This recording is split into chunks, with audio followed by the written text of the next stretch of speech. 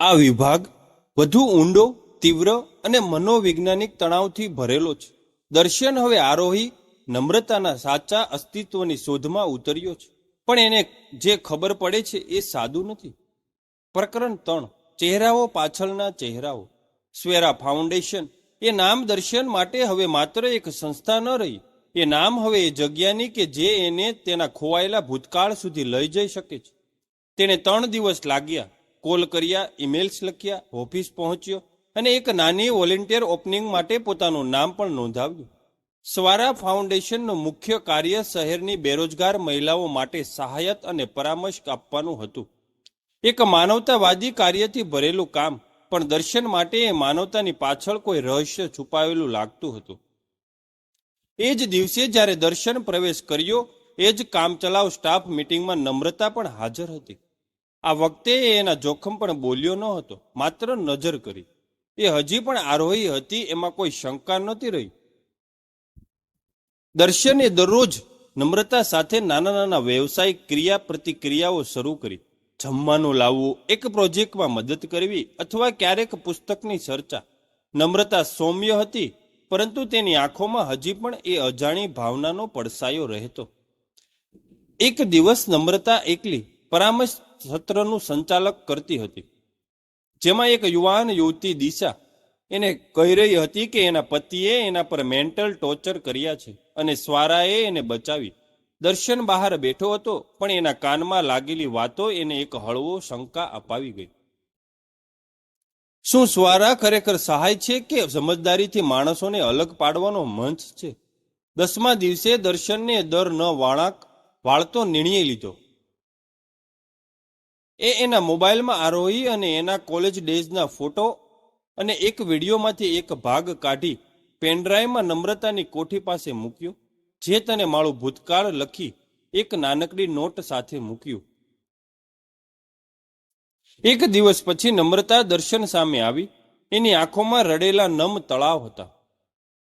તું માને છે કે હું આરોહી છું?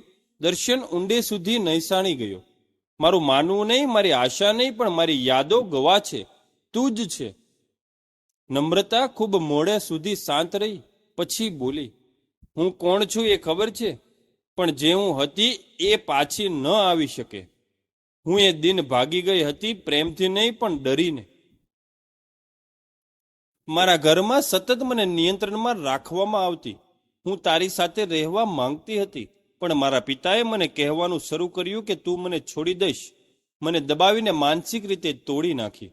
એ રાતે હું મારી જાતને બચાવવા ભાગી ગઈ. સ્વારાએ એ જગ્યાએ મળી, પણ પછી જાણ્યું કે અહીં પણ મુક્તિ નથી, માત્ર નવી જેલ છે. દર્શન ઊંડો શ્વાસ લે છે. તો તું મારી પાસે પાછી આવી શકે છે. આપણું ભવિષ્ય અધીન નથી. તારા ભૂતકાળને તું ભૂલી જા. નમ્રતા ઊંડા અવાજે બોલી, મને માફ કર, પણ હવે મને મારો ડર પણ સહેજ હલાવતો નથી. કારણ કે હવે હું એક ભયમાં જીવી રહી નથી, હું એક ભૂલમાં જીવી રહી છું. એ પાછી ગઈ, પણ દર્શન હવે અટકવાનો નહોતો. અંતની વાટે એક ભયંકર ખુલાસો. એક સ્વયંસેવક તરીકે દર્શને એક વખત બેઝમેન્ટ રેકોર્ડ્સ રૂમમાં મોકલવામાં આવ્યો. ત્યાં એને સ્વારાના જૂના કેસ ફાઇલ મળ્યા, અને એક ફાઇલ એ જોઈ જેના પર લખેલું હતું, subject Aarohi Mehta, relocation assistant, identify change, Namrata, signing by doctor Rishabh Mehta, founder of Swara foundation. એ ફાઇલમાં જે લખેલું હતું એ રહસ્ય ઉઘાડતું હતું.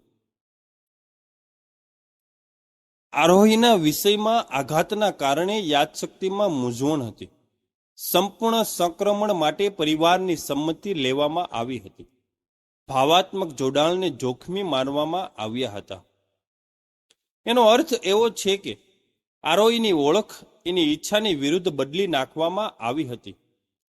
સ્વારાએ એના ભૂતકાળને જ ખતમ કરી નાખ્યો હતો, એવું દેખાવામાં હતું.